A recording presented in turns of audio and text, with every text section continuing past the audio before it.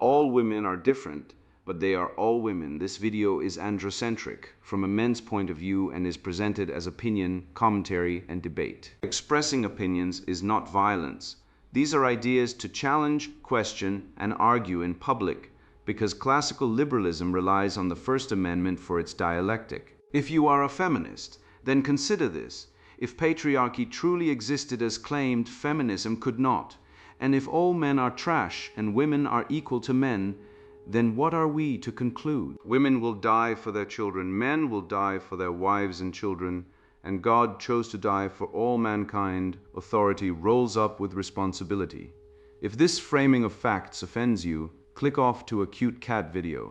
Proceeding further will expose you to gamma bias and criticism directed at ideas, claims, institutions, not at any individual's virtue or dignity.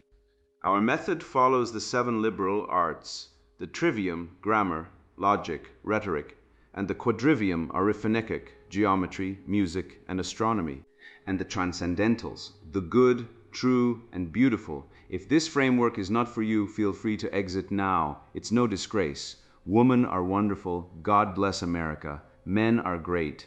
Feminismus delendis 8. Daddy State: How Feminism Replaced Fathers with Bureaucrats.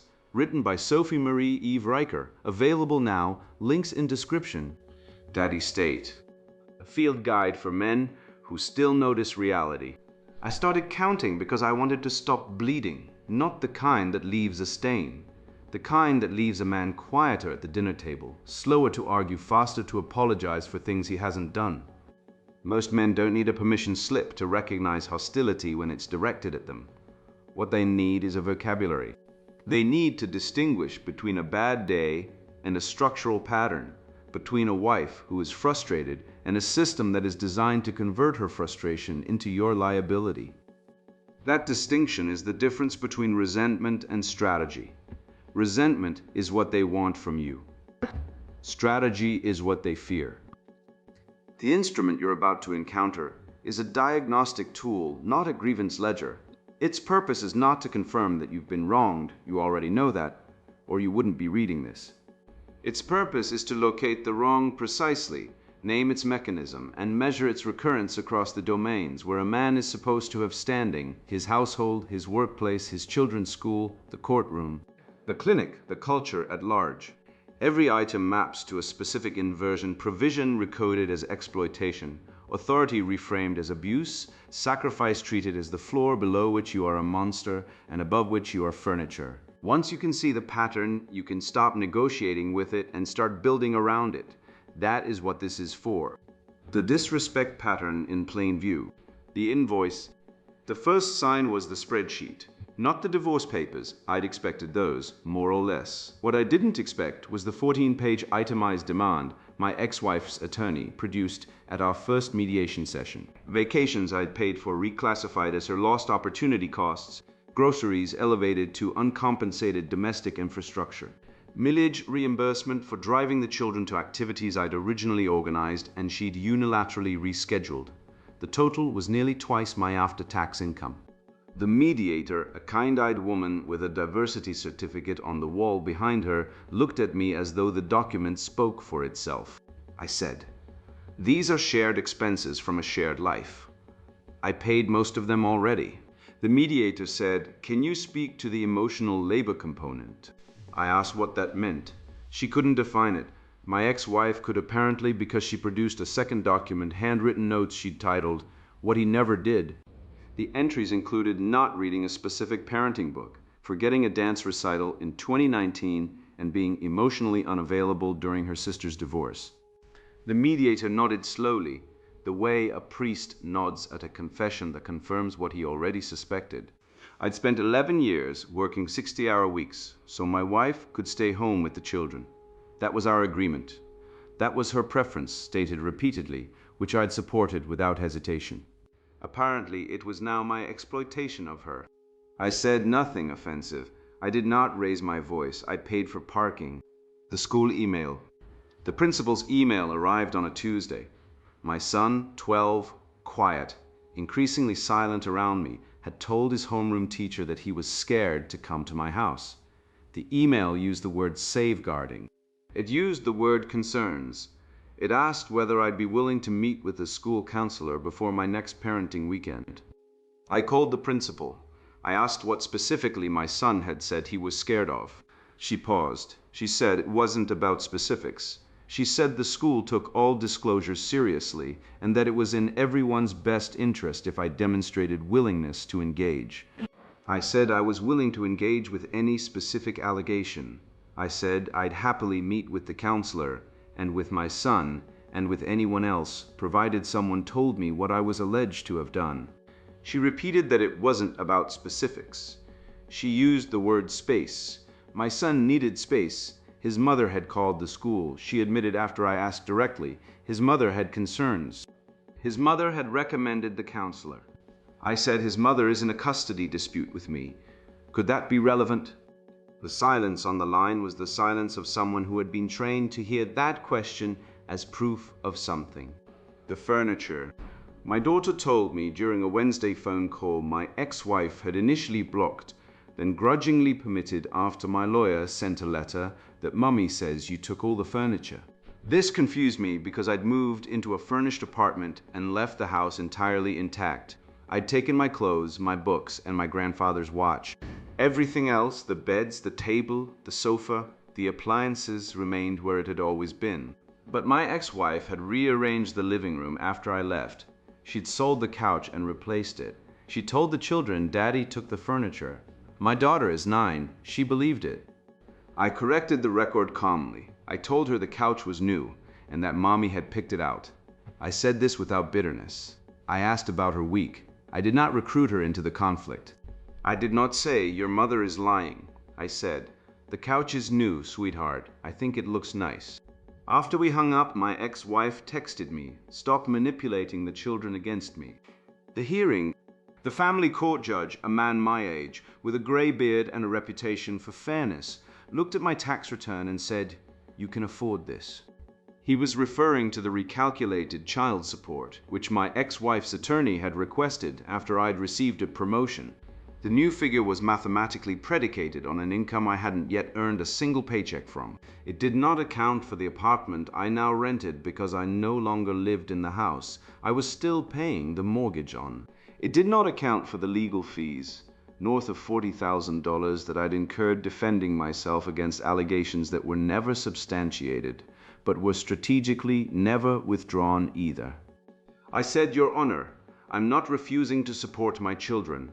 I'm asking that the calculation reflect my actual expenses, not a projected salary. The judge said, the court finds the mother's needs compelling.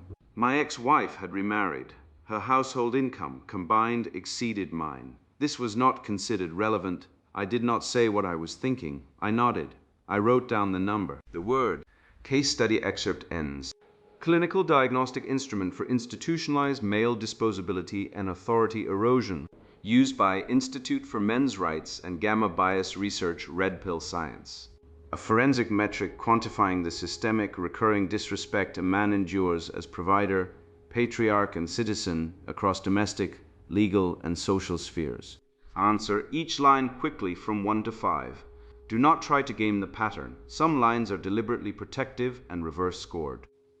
1 minus, not at all. 2 minus, a little. 3 minus, noticeably. 4 minus, a lot. 5 minus, totally. When my partner's mood shifts, I find myself altering my behavior and accepting her interpretation of events as the primary reality, regardless of objective facts. I perceive that custody arrangements and child support obligations are being used primarily to maximize my financial liability rather than to serve the child's best interest. I feel a persistent risk or reality of raising offspring who may not be biologically mine, while bearing the full social and financial cost of that uncertainty. My children view me as an obstacle to their mother's happiness or as a source of restriction rather than as a protective authority figure. My workplace prioritizes female comfort, diversity metrics, or emotional safety over merit, productivity, and traditional standards of competence. This person or institution respects my role, responsibilities, and stated boundaries even when we disagree. This person or institution can explain my strongest reasonable concern before answering it. I face cultural penalties, ridicule, or devaluation for displaying traditional masculinity, success, or dissent from prevailing feminist orthodoxy. This person or institution corrects problems directly instead of recruiting children, friends, offices, or authorities into the conflict. I am expected to bear the disproportionate cost of living, housing, and family maintenance, regardless of my income fluctuations or personal needs. Medical and mental health professionals dismiss or minimize my pain, suicide risk, or biological differences as normal, male stoicism, or exaggeration. This person or institution applies the same standard to my conduct and to their own. Rigid bureaucratic rules ignore male-specific needs, contexts, or biological realities, forcing me to adapt to systems designed for others. This person or institution treats my work, provision, sacrifice, and restraint as real contributions rather than invisible background service. This person or institution accepts calm evidence without escalating to labels, insinuations, or reputation threats. Custody battles are driven by a desire to punish me or extract resources, rather than a genuine focus on the child's welfare. This person or institution supports my lawful parental or household authority where it is reasonable and safe. This person or institution can apologize, repair, and change course when a claim against me proves false or exaggerated. This person or institution separates discomfort from danger and disagreement from harm. This person or institution helps preserve peace, order, and truth rather than converting every disagreement into a status contest. Scoring key: maximum score 100, research thresholds 76 or higher. Forward items 1, 2, 3, 4, 5, 8, 10, 11, 13, 16. Use the answer as the points. Protective reverse items 6, 7, 9, 12, 14, 15, 17, 18, 19, 20. Convert 1, 2, 3, 4, 5 into 5, 4, 3, 2, 1 before adding. Plain English: high agreement with a forward item raises the score. High agreement with a protective item lowers the score after decoding. 20-39. Low: the oblivious provider, disrespect is occasional and manageable. The man still retains significant agency and respect in his primary roles. From Latin oblivici, to forget, as the world has not yet fully forgotten his value. 40-5-59. Medium minus the negotiated patriarch. Disrespect is frequent and institutional. The man must constantly negotiate his authority and resources. From Latin negotium, business, occupation, reflecting the constant work of maintaining status. 60-75. High minus a hostile territory. Disrespect is systemic and hostile. The man is an outsider in his own home and society, from Latin hostilis, enemy-like, reflecting the warlike nature of daily interactions. 76-100. Severe: the disposable asset, disrespect is total and structural. The man is a resource to be extracted and discarded. From Latin dispositus, arranged, placed, indicating he is merely a piece in the bureaucratic machine. Disrespect analysis: I built the following essay from a single case study. One man's record of divorce, custody mediation, school interventions, and steps and accusations. I will not repeat his story at length. You have likely lived a version of it yourself, or you know a man who has. What I will do is show you how to read that kind of file, the way a forensic accountant reads a ledger, line by line, entry by entry, looking for the pattern that the individual entries are designed to obscure.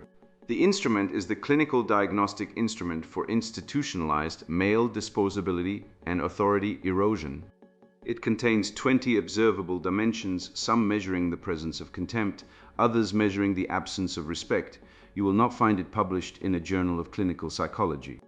It is a practical internal tool developed within the Institute for Men's Rights and Gamma Bias Research for men who need to recognize, name, and respond to coordinated disrespect across domestic, legal, and institutional settings. What follows is an explanation of how to use it, moving from observation to incentive analysis to action. The disrespect pattern in the case study. Read the case study and you will see what happens when a man encounters a system that has been linguistically and procedurally reorganized against him. The pattern is not random. It is not a misunderstanding. It is recognizable, measurable, and once you have the vocabulary, predictable. The mediation invoice. The 14-page itemized demand is a textbook instance of financial disposability meeting institutional gamma bias. The ex-wife's attorney reclassified shared living expenses as her uncompensated losses. The mediator asked the man to account for emotional labor, a term she could not define, while treating his 11 years of 60-hour-week provision as the ambient temperature of the room, not a contribution worthy of acknowledgement. That is forward-scored disposability. His sacrifice is infrastructure, invisible, expected. Her dissatisfaction is data, visible, actionable. The reverse-scored dimension here is the failure to apply the same standard. No one asked what she owed him for the years of income he generated so she could remain home. The asymmetry is the point. The school email. The principal contacted the father because his son said he was scared to visit. When the father asked for specifics, the principal said it was not about specifics. She used the word safeguarding. She admitted the mother had called first, had recommended the counselor, had framed the concerns. The school treated the mother's report as credible by default and the father's request for factual specificity as suspicious. That is institutional suspicion operating without evidence. It is also child recruitment by proxy. The mother enlisted the school to reinforce a narrative, and the school trained in safeguarding theology rather than due process complied. The reverse-scored test here is damning. Could the principal steelman the father's strongest reasonable concern before answering it? No. Could she separate discomfort from danger? No. Did she apply the same evidentiary standard to the mother's claims that she applied to the father's defense? No. Each absence registers as a deficit on the respect dimension. The furniture lie. The mother told the daughter that daddy took all the furniture. He had not. He had taken his clothes, his books, and a watch. The couch was new. The mother had chosen it. The father corrected the record calmly, without recruiting the child. But the lie itself is narrative erasure, the systematic falsification of his conduct in the child's perception. The reverse-scored question. Does the other party apply the same standard to their own conduct? No. She sold furniture, lied about it, and assigned the theft to him. He would never survive making an equivalent false claim. The stepson's vocabulary. A young man who had lived rent-free in the father's home for years accused him of being coercive, a word he could not define and had clearly been handed. This is language capture in its purest form. The boy had received a term from the therapeutic feminist lexicon and deployed it as a weapon without understanding its mechanism. The father looked up the definition because he still believed words meant things. That belief, that language has stable definitions, that accusation requires evidence is precisely what the system has abandoned, and precisely what the checklist is designed to protect. Now, total the pattern. Forward-scored items light up across the board. Financial disposability, family law leverage, child recruitment, social shaming, bureaucratic inflexibility. Reverse-scored items collapse.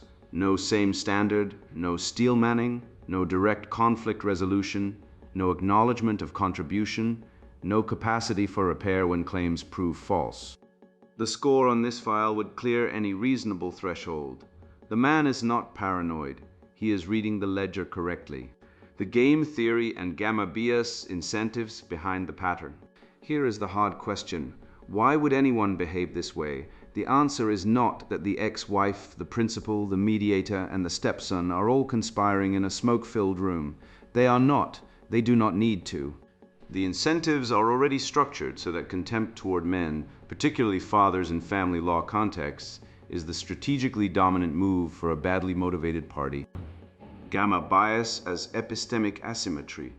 Gamma bias is the systematic tendency to grant greater credibility, empathy, and institutional weight to female-perpetrated narratives, while subjecting male-perpetrated narratives to heightened suspicion, burden of proof, or pathologization. It operates below conscious awareness in most actors, which is what makes it so durable. The principal does not think she is biased. She thinks she is taking disclosures seriously. But the operative question is, would she take the father's counter-disclosure with equal seriousness? The sex swap test answers itself. If the father had called the school to report that the mother was making the child uncomfortable, the school would have asked for evidence, documentation, and probably a court order. When the mother calls, the machinery activates on her word alone. This asymmetry creates a game-theoretic environment where accusation is low cost and high reward. The accusing party risks little because the institution presumes her sincerity.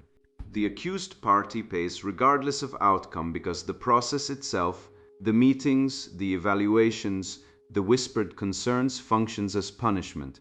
Defense becomes evidence of guilt. Silence becomes confession.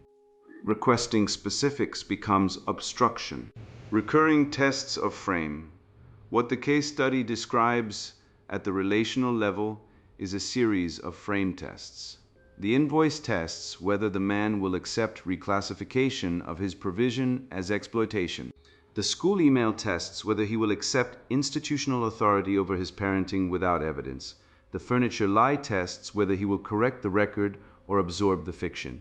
The Stepson accusation tests whether he will submit to therapeutic language he did not consent to. Each test is calibrated to discover whether the man will accept a reversed moral map, one where his contributions are invisible, her grievances are sovereign, and institutional power flows toward whoever claims victim status first. A man who passes the test maintains frame, demands evidence, refuses elastic definitions, faces escalation. A man who fails the test, over-explains, apologizes, concedes ground for peace, faces absorption. The system rewards submission and punishes resistance, but it also despises the submitted. There is no winning move inside the reversed map. The only winning move is to refuse to play on it.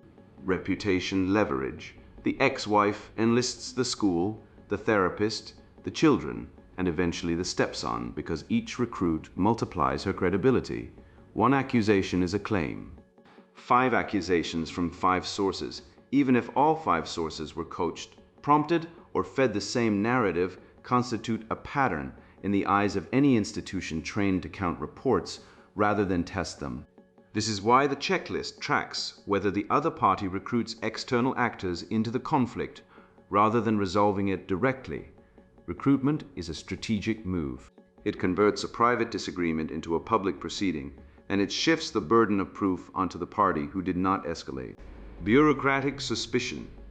The school and the mediator operate from protocols, not principles.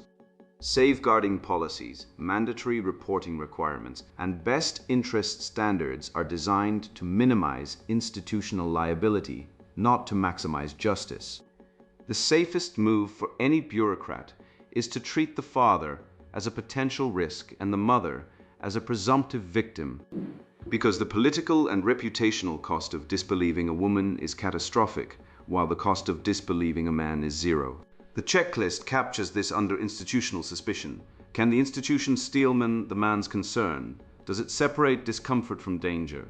Does it apply the same standard?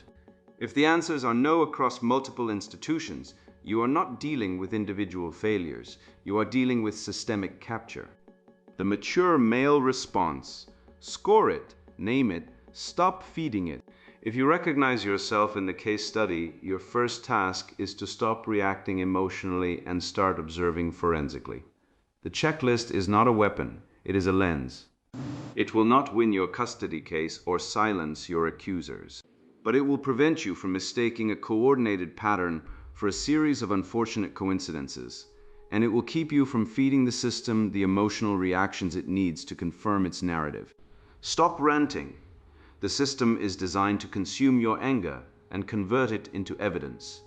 Every email you send in fury, every voicemail you leave in frustration, every confrontation you initiate in righteous indignation will be transcribed, excerpted, and presented as proof of instability, aggression, or coercive control. You are not speaking to a human being who will weigh your words fairly. You are speaking into a recording device attached to an adversarial legal process. Conduct yourself accordingly.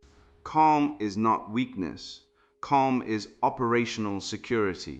Gather dated observations. Keep a private log for every significant interaction. Record the date, the parties present, what was said, and what was done.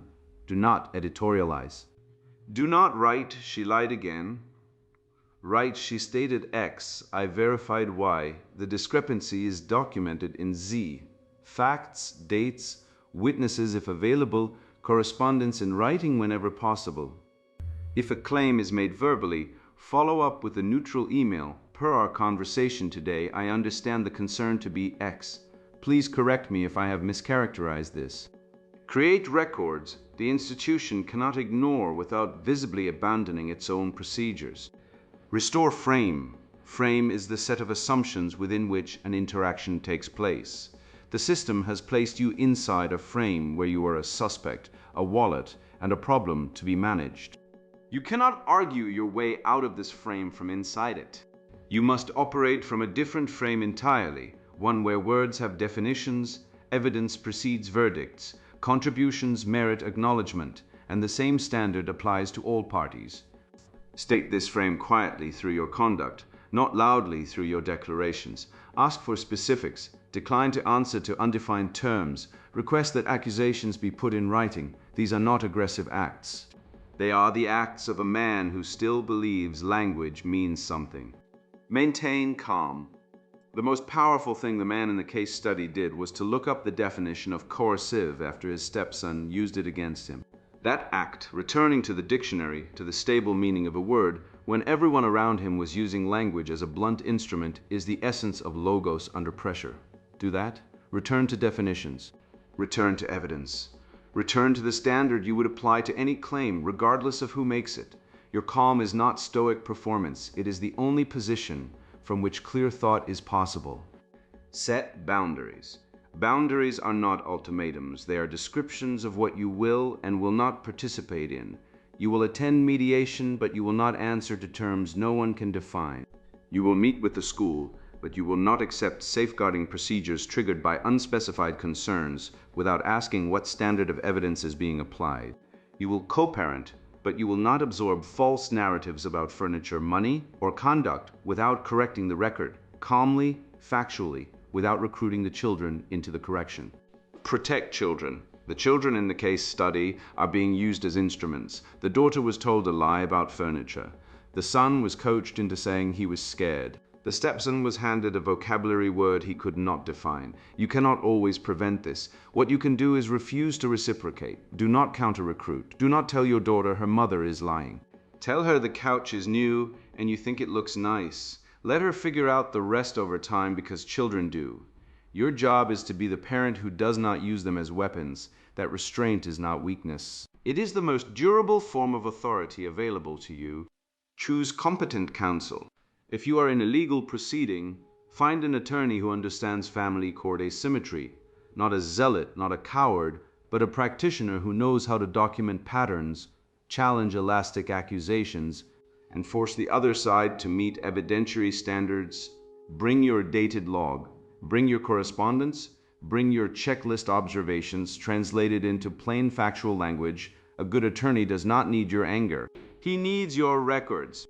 Avoid pointless escalation. Not every provocation deserves a response. The furniture lie is maddening.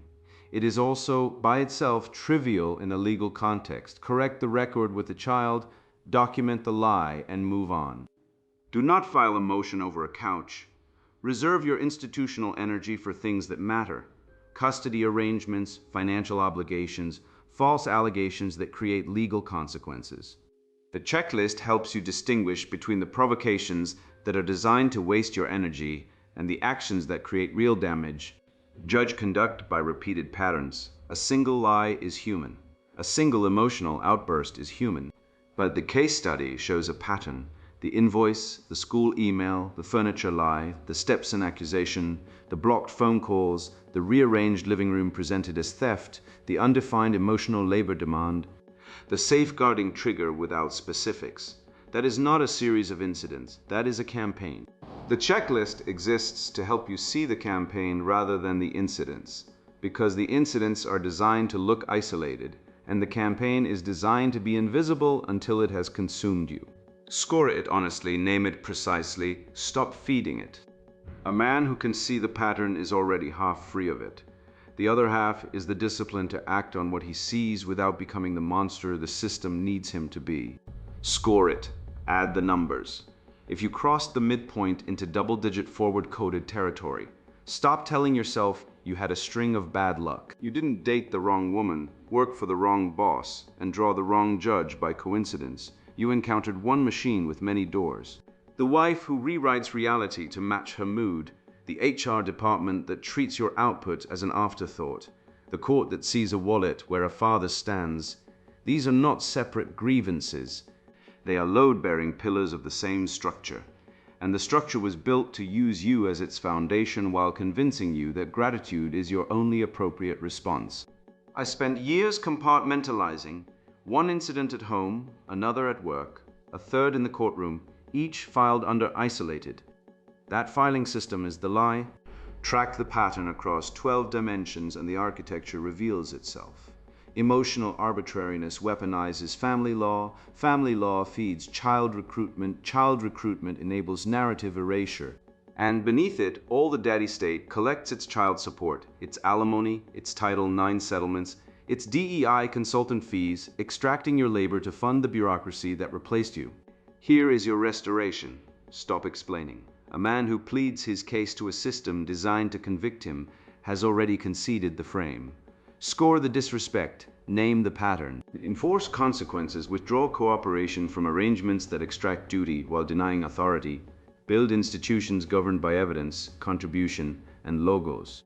Refuse the vocabulary that recodes your boundaries as pathology. You are not angry enough. You are organized enough. That is the difference between a man who suffers and a man who builds. Sponsored book, Daddy State: How Feminism Replaced Fathers with Bureaucrats. You've been lied to. I was too, until the day I watched a family court judge strip my brother of his home, his savings, and his right to see his children. His crime? Being born male. His ex-wife's allegations of emotional abuse required no evidence, only tears.